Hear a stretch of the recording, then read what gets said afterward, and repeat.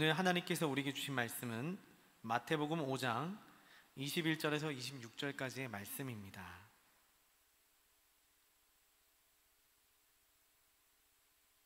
제가 가진 성경 6면에 있습니다. 신약 6면에 있습니다.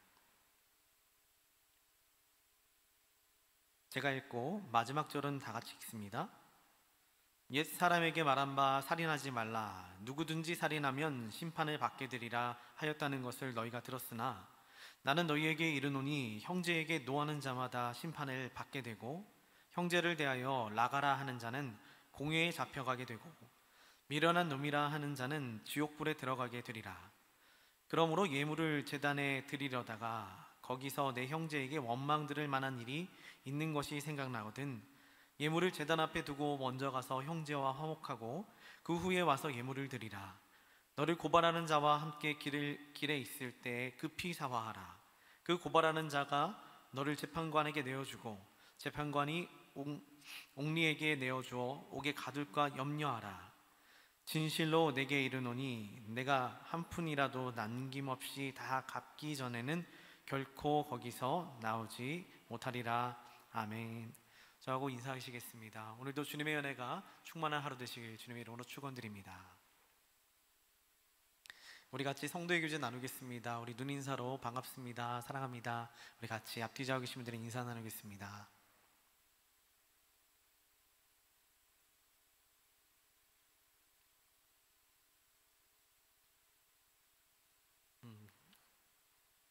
천식을 앓는 환자들은 이제 별로 이게 약이 별로 없습니다. 제가 천식 환자이기 때문에 좀 아는데, 천식 환자로 병원에 입원을 하면은 스테로이드라고 하는 약을 계속 주입을 합니다. 링겔에다가 이제 꼽아가지고 그 약을 계속 주입을 하는데, 그게 근육을 조금 이렇게 강하게 해가지고 약해진 그 폐를 조금 더 움직이게 하는 약이라고 합니다. 그런데 그 중에서 가장 무서운 게 하나 있습니다. 모든 약은요 부작용이 있는데 스테로이드 같은 경우는 먹게 되면은 온몸이 부어오르고요, 그리고 심각한 경우는 이제 위벽을 다 해치기 때문에 위도 다 버린다고 합니다. 그런데 그 부작용보다 더 큰 위험이 하나가 더 있다고 합니다.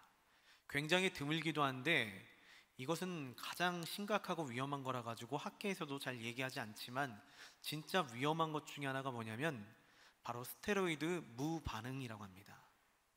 약을 주입하는데 어떤 반응도 일어나지 않는 겁니다. 약을 주입하는데 부작용이라도 있다면 그러면 그걸 치료하면서 나아가면 되는데 부작용도 일어나지 않고 낫지도 않고 무반응, 이게 가장 위험한 거라고 합니다.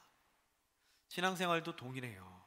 천국에 대한 소망과 예수 그리스도의 이름을 이야기하는데 무반응이 가장 위험한 겁니다. 말씀은 날마다 선포가 되는데, 말씀은 날마다 우리 삶 가운데 가까이 있는데 무반응, 말씀은 말씀대로 선포되며 그냥 나는 나대로 살아가는 것이 가장 위험한 것입니다. 그러다 보니까 말씀을 들으면 차라리 찔림이라도 있고 불편함이라도 있고 마음에 화가 남이라도 있으면은 그나마 다행입니다. 그거 가지고서 고쳐 나가면 됩니다. 그러나 무반응이라면 그러면 정말 심각합니다. 예수님도 그러셨습니다. 마지막 때가 되면은 어떠한 징조가 있겠습니까? 예수님 그렇게 대답합니다. 마지막 때가 되면은 기쁜 일이 있어서 저쪽에서 노래 부르는데 같이 춤을 추는 사람도 없으며 이쪽에서 슬퍼가지고 우는 사람이 있는데 같이 우는 자가 없을 거야. 쉽게 얘기해서 무반응입니다. 여러분, 지금까지 한 3주 동안 천국과 지옥에 대해서 이야기를 나눴습니다. 여러분들은 천국에 속한 자입니까? 지옥에 속한 자입니까? 라는 질문을 반복해서 3주간 드렸습니다. 그런데 우리의 삶이 이에 대해서 무반응을 했다면 그러면 정말 위험한 겁니다. 그리고 나서 예수님 우리에게 가르쳐 주시는 게 바로 그겁니다. 혹시 여러분들이 가지고 있는 우리 마음과 생각이 조금은 하나님 말씀보다 선점해서 우위에 있는 거 아니니? 라는 질문을 하실 수 있습니다. 여러 가지 세상의 어려움이 우리에게 다가오긴 하지만 첫 번째 가장 어려운 문제는 그 어떠한 이야기도 듣지 않으려는 우리의 마음이 아닌가. 천국에 대한 소망을 아무리 뿌려주어도, 그 아무리 정말 좋은 얘기를 해줘도 마음을 열어서 그 소망을 받아들이지 않는다면 우리는 결과적으로는 그 어떠한 소망도 얻을 수가 없습니다. 어떤 문제도 하나님 앞에 해결받을 수가 없습니다. 그러나 더 심각한 것, 죄에 대해서 아무리 선포를 해도 그 죄에 대해서 반응이 없다면 그럼 그것은 더 심각합니다. 여러분들에게 질문 하나 던지겠습니다. 술을 마시는 게 죄입니까? 아닙니까? 어떻게 생각하십니까? 생각이 없으신 건 아니시잖아요. 그런데 예수님께서 왜 이 부분들에 대해서 왜 부정적으로 얘기하며 긍정적으로 얘기하지 않을까요? 우리는 하나님의 마음과 의도를 안다고 생각하며 나는 믿는다고 하는데 그 부분만 건들지 않으면 내가 신앙생활을 하겠나이다 하는 그 부분이 마치 죄가 아닌 것처럼 살아가고 있지는 않습니까? 여러분, 동성애는 죄입니까? 아닙니까? 죄라고 당당하게 얘기할 수는 있는데 내가 건드리고 있는 부분은 죄라고 당당하게 얘기하지 못하는 것이 우리의 삶입니다. 그러다 보니까 교회에는 수많은 사람들이 말씀보다 내가 우위가 돼가지고 그 위에 있습니다. 그래서 그 부분을 하나님 건들지 말고 나머지는 내가 짓지 않는 죄들은 건드리고, 그런데 오늘 말씀은 이 모든 죄들은 작은 죄라 할지라도 큰 죄라 할지라도 천국의 소망과 연결되어 있기 때문에 문제가 되는 거야. 그렇기 때문에 오늘 던져지는 아주 작은 이 질문과 이 말씀에도 반응하지 않으면 무반응이라면 위험한 거야 라고 하는 것이 오늘 말씀의 흐름입니다. 예수님께서 가르쳐 주신 주기도문은 다음과 같이 시작을 합니다. 하늘에 계신 우리 아버지. 이 문장은요, 그 당시 유대인들에게 굉장히 파격적이었습니다. 그때까지만 해도 스스로 경건하다고 믿던 유대인들은 하나님을 차마 부를 수가 없어가지고 그 앞에 있는 자음만 따가지고 야훼 이렇게 부르고 다녔습니다. 하나님의 이름을 어찌 감히 인간이 부를 수 있습니까? 하면서 그렇게 다녔는데 갑자기 예수님 오셔가지고 제자들에게 기도를 가르쳐 주시는데 그 기도의 첫 문장이 하늘에 계신 우리 아버지라고 합니다.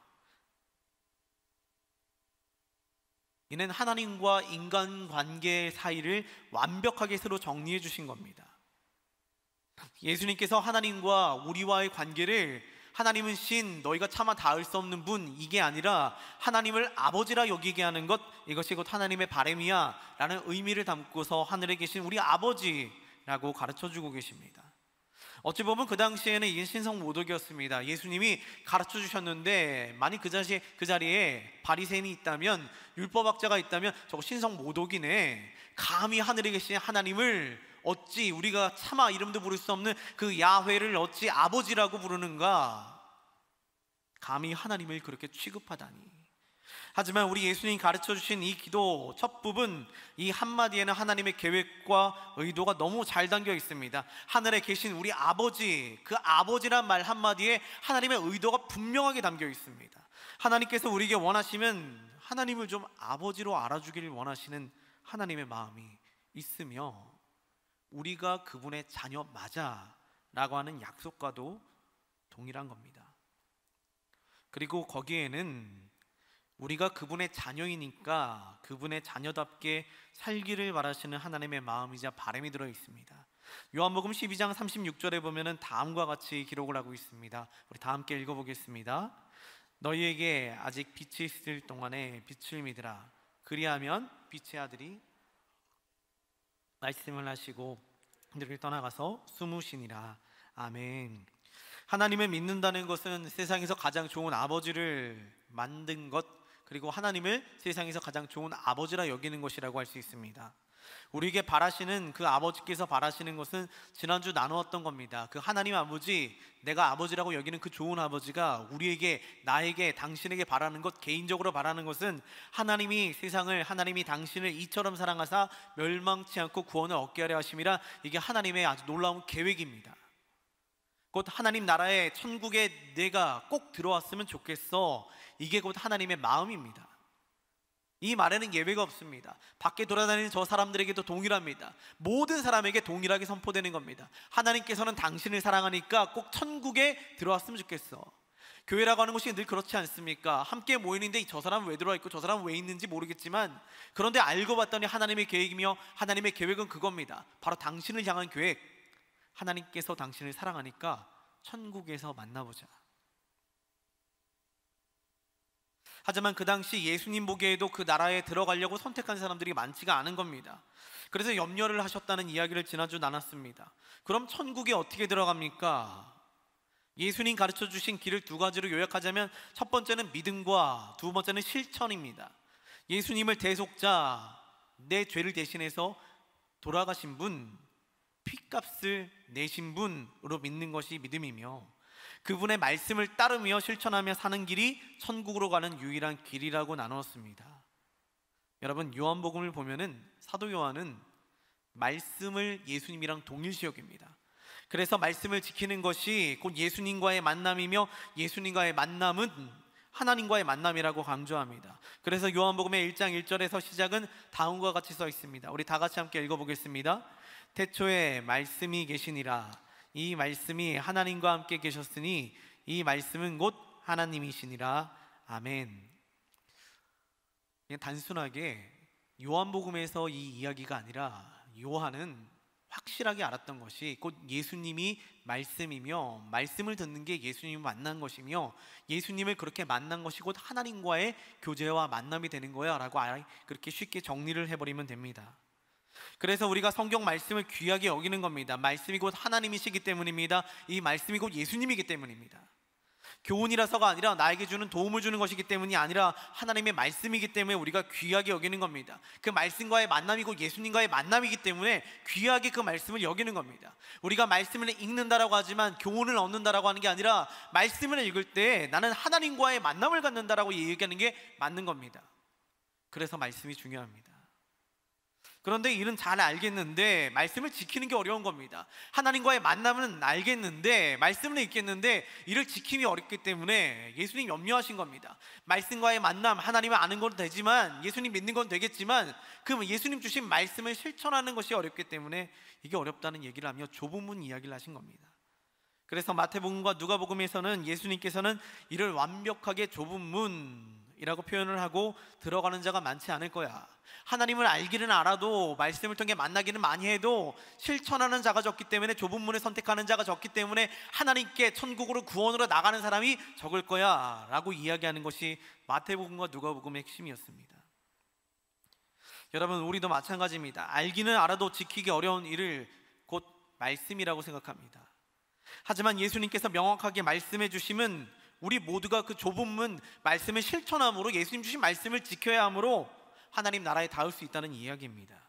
그리고 우리 좋은 아버지 되신 하나님의 바람은 그 좁은 문이 좀 힘들어도 저와 여러분이 그곳을 지나길 바라시는 것이 하나님의 마음입니다. 그런데 여기에서 한 가지 어려운 게 있습니다. 하나님 말씀을 묵상하고 지키려다 보면은 조금 과한 건 아닐까, 그런 생각이 들 때 있습니다. 거기까지는 안 지켜도 되는데 왜 거기까지 꼭 지켜야 되는지, 왜 꼭 그렇게 해야 되는지, 왜 꼭 그런 길을 가야 되는지, 왜 꼭 그렇게까지 우리가 힘을 내가지고 힘들게 그 길을 걸어가야 되는지, 이런 질문들이 나올 때가 많습니다. 이때 우리가 떠올려야 될 것은 두 가지입니다. 천국의 소망, 그리고 우리 하나님 좋은 아버지, 이 이야기입니다. 여러분, 하나님의 바람이 우리 모두가 천국에 들어가는 것인데, 그리고 그 하나님 우리에게 좋은 것 주시려는 아버지심을 믿는다면 천국에 가길 원하시는 우리 아버지가 우리에게 가르쳐주는 길은 곧 천국으로 들어가는 올바른 길이 된다는 이야기입니다. 여러분, 마태복음에 보면은 자녀가 아비에게 떡을 달라 하는데 돌을 주며, 생선을 달라 하는데 뱀을 준 사람이 어디 있느냐 하며 하나님을 좋은 아버지에 비유하는데, 근데 그 아버지가 와닿지 않는 겁니다.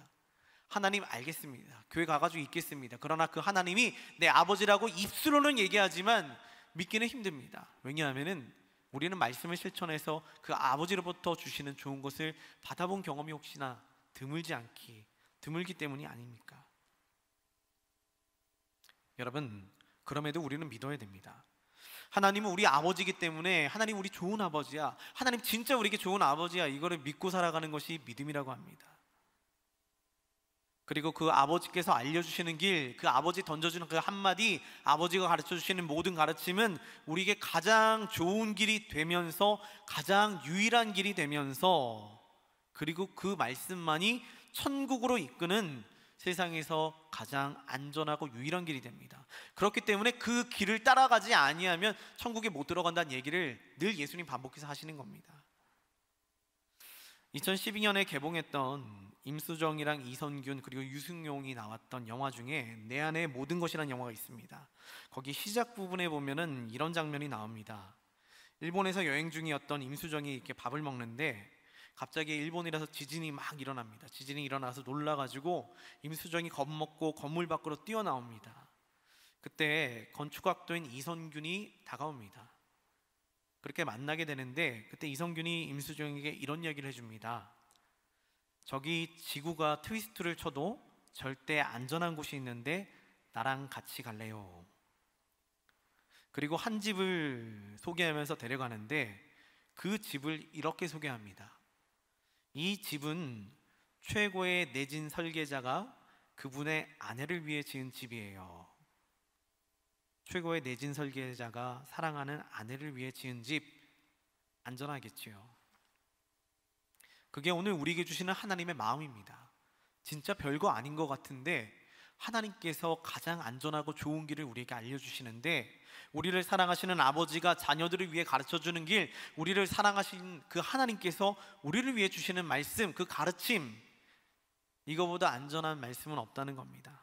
말씀을 보다 보면 이 말씀이 과연 나를 지켜줄 수 있을지, 꼭 그렇게 해야 사는 건지 의구심이 들 때가 많습니다. 시대적 착오 같기도 하며, 하지만 우리를 세상에서 가장 사랑하시는 아버지가 만든 길을, 만든 말씀을 가르쳐 주시는 그 가르침을 따라가기 때문에 우리는 안전한 겁니다. 오늘 말씀이 바로 그와 같습니다. 이 말씀 그저 스쳐 지나갈 수 있습니다. 이 말씀 나에게 무반으로 다가올 수 있습니다. 난 그러지 않아, 난 저 정도는 아니야, 이 말씀 나에게는 필요가 없어, 아니면 내가 이 말씀에 있어서는 불편해, 피하는 말씀이지만 하나님 아버지 단순하게 들려주시며 이거는 너를 사랑하는 아버지가 해주는 이야기야 라고 하며 이 말씀을 우리에게 던져주는 겁니다. 그러니 오늘 말씀은 무너지지도 않을 것이며 그릇된 길로도 여러분들을 인도하지도 않을 것입니다. 이게 말씀이 우리의 본능과 반대로 가는 것 같아 보입니다. 이 길은 정말 아닌 것 같아 보임에도 불구하고 안심하십시오. 그리고 그 말씀을 그대로 따라가십시오. 그러면 하나님께서 당신과 나를 살리시는 길이자 통로가 되는 말씀이 될 줄로 믿습니다. 그래서 오늘은 우리로 하여금 그 통로 가르침, 노하지 말라, 화내지 말라, 감정에 치우쳐서 화내지 말라, 꼭 가르쳐주고 계십니다. 우리 다 함께 22절 말씀을 다 같이 함께 읽어보겠습니다. 나는 너희에게 이르노니 대하여 나가라 하는 자는 공회에 잡혀가게 되고 미련한 놈이라 하는 자는 지옥불에 들어가게 되리라. 아멘. 이는 단순하게 우리의 성품을 가르치고자 교훈하고자 하는 말씀이 아니었습니다. 노하지 말라, 화내지 말라, 다른 사람에게 노를 품지 말라, 분노하지 말라, 이것은 보기 안 좋기 때문에 그런 게 아닙니다. 오늘 말씀은 특별히 타인을 향한 화에 대해서 이거는 살인과도 맞먹는 거야 라고 할 정도로 엄격하게 재단하고 있습니다. 여러분, 인간이 화를 안 낼 수 있는 방법이 별로 없는 것 같긴 합니다. 답답하면 화내고 마음이 갑갑하면 그 사람 앞에서는 화를 안 내지만 속으로 분노를 품습니다. 그런데 왜 화를 내면 안 되는지 말씀을 통해 좀 돌아봐야 됩니다. 예수님께서는 하나님의 계명 전체를 크게 두 가지로 분류해서 가르쳐 주시는데, 예수님은 가장 심플하게 간단하게 가르쳐 주시는데, 먼저는 주 너의 하나님을 사랑하라가 첫 번째이며, 그리고 이어가지고 숨도 쉬지 않고 형제를 내 몸과 같이 사랑하라, 두 가지를 한 번에 가르쳐 주십니다. 그런데 이 두 가지 계명은 두 가지 다른 계명이 아니라 하나님께서 주신 하나의 계명이었습니다. 마치 동전의 양면이라고 생각하시면 맞습니다. 예를 들어가지고 나는 하나님을 진짜 사랑하면 열심히 예배드리면 정말 좋지만 형제를 사랑하지 못하면 둘 중에 하나는 지켰네, 이게 아니라 하나님 말씀을 아예 안 지킨 것과 똑같다는 얘기입니다. 하나님께서는 사람과의 관계도, 하나님과의 관계에도 영향을 미친다는 이야기를 하고 있는 겁니다. 하나님과의 관계만이 올바르면 되는 게 아니라 하나님과의 관계와 아울러 사람과의 관계도 중요하다고 이야기하는 게 하나님 말씀입니다. 그러나 우리는 이를 분리하며 살아갑니다. 하나님 앞에만 올바르면 돼. 그럼 사람은 하나님께서 주신 그 반쪽짜리 그 동전 뒷면의 그 계명은, 하나님께서는 사람과의 관계도 정말로 중요하다고 여기시는 겁니다. 그러니 아버지의 바람에 반대가 되는 행동인 겁니다. 형제에게 분을 품고 노를 표출하는 것, 그래서 우린 단순하게 화를 낸다고는 하지만 주님 보시기에는 좁은 문, 말씀을 통과하지 않는 우를 범하는 모습과 똑같은 겁니다. 누군가에게 화를 낸다는 것은, 누군가에게 감정적으로 표출한다는 것은 이는 하나님 앞에 좁은 문을 통과하지 않고 아니야 이건 내 마음대로 할 거야 라고 하고 넘어가는 겁니다. 그리고 이 말씀을 뒤집어 보면은 우리로 하여금 온유한 그리스도인으로 거듭나기를 바라시는 하나님의 마음이 있음을 잘 알아야 되며, 한 가지 더, 단순하게 화나는 게 나쁜 거야, 그거 안 좋은 거야 라고 하시는 하나님의 마음이 담겨 있는 것이 아니라 하나님께서는 이 말씀을 통해 궁극적으로 원하심은 그럼에도 불구하고 우리가 화목하길 바라시는 것, 이것이 하나님의 진짜 마음입니다. 경기도 가평에 가면은 최율도 목사님이라고 하는 분이 이제 노숙인을 대상으로 사역하는 분이신데 영성수련원을 세워놨습니다. 지금도 그런지 모르겠는데 그곳에 가장 인상 깊었던 것이, 사진 한번 보여주십시오. 사람들이 모이는 홀 안에 보면은, 저쪽에 보면은 여러분들이 보시는 오른쪽인가요? 왼쪽인가요? 저쪽에 보면 글씨 하나가 길게 써져 있지요.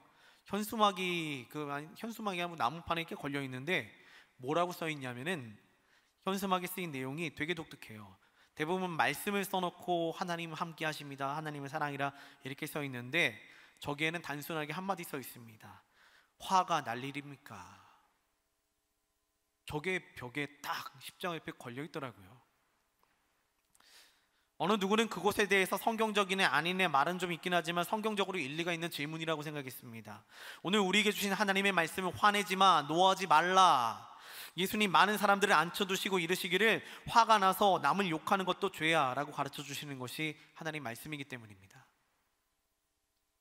생각보다 되게 작은 것 같은데 하나님 그거 너무 심각하게 보시는 거 아닙니까? 21절과 22절 말씀을 다시 한번 다 같이 읽어보겠습니다. 다 같이 읽겠습니다. 시작. 옛사람에게 말한 바 살인하지 말라. 누구든지 살인하면 심판을 받게 되리라 하였다는 것을 너희가 들었으나 나는 너희에게 이르노니 형제에게 노하는 자마다 심판을 받게 되고 형제를 대하여 나가라 하는 자는 공회에 잡혀가게 되고 미련한 놈이라 하는 자는 지옥불에 들어가게 되리라. 아멘. 되게 좀 무섭지 않나요? 그냥 형제한테 노한 것뿐인데, 형제에게 분을 푸는 것뿐인데 마지막 엔딩이 지옥불에 들어가리라. 근데 예수님이 이걸 농담이나 비유로 하신 게 아니라 그냥 말씀하신 겁니다. 21절 서두에 나오는 옛사람에게 말한 바라는 이 말은요, 모세의 율법을 가리킵니다. 지금까지 너희가 구약시대 때부터 배워왔던 거 알지? 살인하면은 벌 받는다는 거 알지? 살인하면 심각한 죄라는 거 알지? 라고 했던, 기준도 없던 무법이었던 그 시대 가운데 가르쳐줬던 그 한 말씀을 비유로 하면서, 모든 사람이 아는 보편적인 이야기를 비유로 하면서 노하지 말라, 이게 그것과 맞먹는 거야 라고 가르쳐주고 계신 게 오늘 예수님의 말씀입니다. 그리고 옛사람에게 말한 바, 여기에는 한 가지 의미가 더해지는데, 이는 곧 그때처럼 말씀을 제대로 알지 못했던 당신에게 무슨 얘기냐 하면은, 예를 들어가지고 여러분들도 저도 그렇고 노하지 말라라는 이 말씀을 알았지만 그 전까지는 이게 천국의 소망에 영향을 미치는지 몰랐을 때, 이것이 진짜 문제가 된다는 걸 몰랐을 때, 단순하게 주님 말씀하셨지만 이건 안 돼 라는 것만 알았지 천국에 있어서 문제가 된다는 것을 몰랐을 때, 그래서 옛 사람에게 말한 바, 예전에는, 지금까지는, 너희가 잘못 알고 있었던 것까지는, 지금까지 조금만 알고 있었던 때까지는 이게 천국에 대한 소망에 영향을 미칠 거야 라고 덧붙여 주신 이야기입니다. 여러분 되게 놀랍지 않습니까? 우리의 분노도, 우리의 화도, 우리의 노함도 하나님의 심판의 주권 아래 있다는 겁니다. 난 단순하게 화가 나가지고 한마디 했는데 그 말조차가 하나님의 주권 아래 있다는 겁니다. 하나님의 심판 아래 있다는 겁니다. 그래서 21절 본문을 우리 말로 바꾸자면, 예로부터 살인을 하면 심판을 받게 된다는 사실을 알고 있지, 노하는 것도 마찬가지야 라고 말씀이 이야기하는 겁니다. 그러면서 22절에 살인을 해서 받은 심판만큼 나쁜 일이 있는데 그게 바로 형제에게 노하는 자마다 라고 알려줍니다. 그래서 이 말씀을 조금 쉽게 이야기하면 형제에게 분노를 쏟아내면서 나는 살인하지 않았기 때문에 나는 정말 마음에 분은 품었지만 그렇게 심하게 얘기하지 않았기 때문에 나는 정말 화가 났지만 저 사람에게 해코지를 하지 않았기 때문에 손을 대지 않았기 때문에 괜찮아 라고 혹시 생각하는 사람들에게 오늘 말씀은 그 마음조차도 차단합니다. 분노도 살인만큼 나쁜 거야 라고 말씀을 통해 오늘 완전히 모든 것들을 차단하고 계십니다. 특히 오늘 본문에서 형제에게 노하는 자마다 여기에서 이르는 형제는 좁게는 그리스도 안에서 한 형제된 자매된 모든 형제 자매를 얘기합니다. 쉽게 얘기해 교회 내에 있는 모든 사람들을 이야기합니다. 더 나아가서는 궁극적으로 세상에 있는 주 안에 있는 하나님의 창조물이 형제 자매까지도 포함이 됩니다. 소위 모든 사람을 이야기하는 겁니다. 저는 이 말씀을 듣고 깜짝 놀랐습니다. 화가 나면 낼 수도 있는 거지, 말씀 가운데 분명히 그런 얘기가 있거든요. 분을 품때 해가 지도록 분을 품지 말라라고 얘기했는데 분을 품으라는 얘기가 아니었습니다. 분을 품을 수는 있지만 어쩔 수 없이 인간은 죄를 지을 수 있지만 그래도 그 마음을 그때까지 이상 품으면 안 돼라는 이야기였다는 겁니다. 여러분, 우리가 생각하기에는 분노와 화는 내면적인 것이기 때문에 내 안에 있는 것이기 때문에 표출만 하지 않고 불법만 저지르지 않으면 괜찮을 거야 라고 생각했던 그 마음이, 구약시대의 그 마음이 예수님 오자마자 완전히 바꿔버립니다. 그러면 안 돼. 그 마음도 심판을 받게 될 거야. 이렇게 하나님 말씀에 개입하심은 우리의 마음과 내면까지도 감찰하셔가지고 굉장히 우리 삶의 범위를 너무나도 깊숙이 들어오려고 합니다. 그래서 단순히 하나님 당신이 화내는 거 보시기 싫으셔가지고 이 말씀을 주신 것이 아니라, 그래서 화내지 말라라고 하는 것이 아니라 화를 내는 길이 곧 하나님으로부터 멀어지는 길이기 때문에 내 안에 그리스도를 잃어버리는 지름길이 되기 때문에 그렇게 하지 말라고 이야기하는 겁니다. 화를 내는 게 나쁜 거야 라는 얘기가 아니라 온유함으로 하나님께로 가까이 가는 길을 선택하라는 반언법인 이야기입니다. 여러분, 분노나 다른 이들에 대한 무례한 이야기는 인간 사이의 관계를 무너뜨릴 뿐만이 아니라 단순하게 하나님과의 깊은 관계로 나아가는 큰 걸림돌이 된다라고 말씀이 이야기하고 있습니다. 형제에게 화를 낸다는 의미, 노한다는 의미는 다음과 같이 볼 수 있습니다. 말씀을 보니까 먼저 라가라고 하는 단어, 미련한 놈이라는 말을 쓰면 안 돼 라고 예수님 말씀하십니다. 이는 단순하게 그 단어만 쓰면 안 되라는 얘기가 아니라 그 상대에 대한 인격과 그 상대에 대한 전부를 알지 못한 채 이야기하는 모든 것들을 이야기합니다.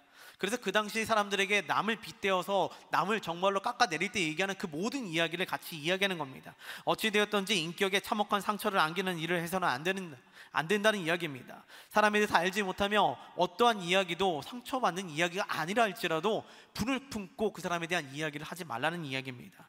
오죽하면 오늘 말씀 가운데 혹시라도 그런 일이 일어나거든, 혹시라도 그런 일을 했거든 가서 화목하고 예물을 드리라고 말씀하고 있습니다. 그래서 오늘 말씀은 우리에게 부탁을 합니다. 23절과 24절의 말씀을 함께 읽어보도록 하겠습니다. 다 같이 읽겠습니다. 그러므로 예물을 제단에 드리려다가 거기서 내 형제에게 원망 들을 만한 일이 있는 것이 생각나거든 예물을 제단 앞에 두고 먼저 가서 형제와 화목하고 그 후에 와서 예물을 드리라. 아멘. 이거 예수님 말씀 맞습니다. 예수님께서 단순하게 비유로 따지면서 화 좀 참아 이런 얘기하는 게 아니라, 화를 내면은 하나님과의 관계에 영향을 미치기 때문에 천국의 소망의 문제가 되기 때문에 화를 내지 마 라고 얘기하는 겁니다. 그리고 또한 오늘 얘기는, 또 이 말씀은 그런 마음을 가지고 주님 앞에 나왔다면 기회가 있을 때 지금 당장 해결해. 여러분, 이 말씀을 읽으면서 화내지 마, 주님 주신 말씀이야 라고 말씀이 선포되면은 내가 다른 이들에게 잘못한 것이 먼저 생각이 날까요? 아니면 저 사람이 나에게 잘못한 것이 먼저 생각이 날까요? 여러분, 하나님 말씀은 지극히 개인적으로 선포되는 말씀입니다. 지극히 개인적으로 우리 마음 가운데 선포되는 말씀이라고 기억하시지요. 너희 공동체가 이를 지키라 하시면서 그 중에 바로 당신, 저와 여러분이 지켜야 한다는 사실을 기억하셔야 됩니다. 당연히 오늘 말씀은 내가 다른 이에게 화를 낸 것이라는 생각을 하란 이야기입니다. 난 저 사람이 화를 내서 대응했을 뿐인데, 저 사람이 기분 나쁘게 해가지고 대응했을 뿐인데, 일이 되었던 저리 되었던 간에 화를 내므로 일어나는 내면의 죄에 대해서 하나님은 반드시 심판하신다라고 이야기하는 겁니다. 그래서 화를 내지 말아야 되는데, 온유해져야 하는데, 인간 관계 사이에서 그게 어려울 때가 많습니다. 쉽지 않습니다. 그럼에도 오늘 이 말씀을 하나님께서는 인간 상호간의 관계를 등한시하는 자의 예배와 헌신은 받지 않으신다라고 하는 말씀과도 같습니다. 다시 이야기 드리면, 사람과의 관계를 등한시하는 자의 예배와 헌신은 받기 어려우십니다. 이에 대한 대응으로는 오늘 본문에서 읽지는 않았으나 온유함이 우리에게 필요하며 화목이 우리에게 제일 필요한 성품이라고 이야기하는 것과 마찬가지입니다. 오늘 말씀은 사실은 화내지 마가 아니라 화목이라고 하는 어려운 숙제를 주시는 것과 마찬가지입니다. 여러분, 화목하려면 우리의 눈을 좀 예수님께 들이셔야 됩니다. 예수님의 관점으로 세상을 보면 미울 수 있는 사람이 없을 겁니다. 또한 예수님의 관점으로 사람을 보면 저 사람 하나님 창조한 사람 맞네, 그러면 더 이상 할 말이 없습니다. 예수님 억울하게 십자가에 달려 돌아가시면서 자신을 향해 아무것도 모르고 욕하던 군중들을 용서해 주옵소서라고 기도하셨습니다. 대개 분노는 우리의 눈을 내 자신을 향해서 깊게 보게 해가지고 나오는 감정인데, 내 자존심의 상처, 내 인격의 모독, 내 손해, 그렇기 때문에 이를 지키기 위해, 해소하기 위해 나타나는 것이 분노인데, 이를 하나님께서 허락하지 않으시는 겁니다. 너만 보지 마. 예수님의 눈을 가지고 다른 사람을 봐야 돼.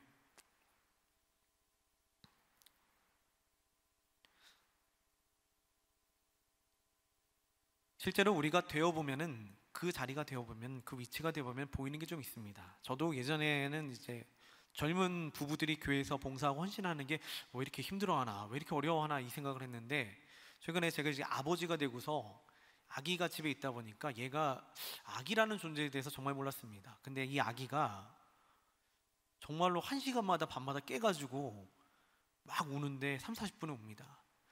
그거 들고 있으려면은 잠을 못 잡니다. 뜬 눈 지새우고 나와서 교회 대부분 나옵니다. 그런데 그때는 그거 몰랐거든요. 아, 저 사람들 왜 이렇게 연약해? 저 사람들 왜 이렇게 열심히 없어? 근데 내가 직접 겪어보니까, 야, 이거는 살면서 할 수 있는 일이 아니다.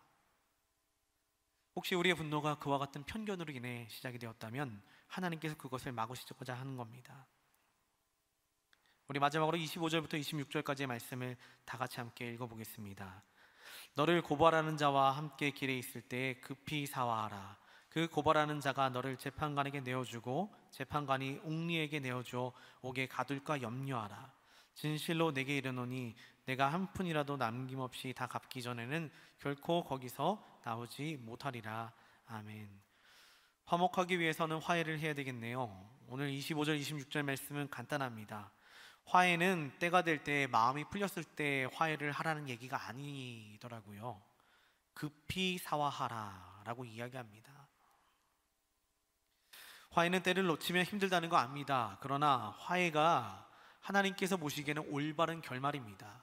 분을 품었다면, 분을 냈다면, 어쩔 수 없다면 하나님 앞에 회개하시고 화해의 때를 놓치지 않도록 우리가 노력하는 것이 하나님께서 원하시는 우리 삶의 결말이기 때문입니다. 여러분, 하나님께서는 오늘 이 말씀을 주시면서 우리에게 나는 그러지 않는데, 나는 그럴 필요가 없는데, 나는 괜찮은데, 나는 온유한데 라고 생각하는 것을 바라심이 아니라, 혹시나 화목과 화해의 도구가 될 수 있다면 내가 꼭 그 사람이 되었으면 좋겠다라는 소망을 갖길 바라시면서 하나님께서 우리에게 주신 말씀이라고 봅니다. 말씀을 정리하겠습니다. 하나님께서 우리에게 원하시면 분내지 말라라고 하는 말을 통해서 모두가 화목하기를 바라십니다. 저 사람과 관계가 없어, 상호간에 정말로 관계가 필요 없는 사람은 없습니다.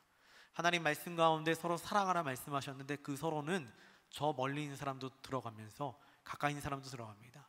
근데 사랑하기가 어색하다면 그럼 사화하라 부터 시작을 하시지요. 이 모든 말씀 가운데 우리 공동체가 화목함, 분내지 않는 아름다운 공동체가 되길 바라면서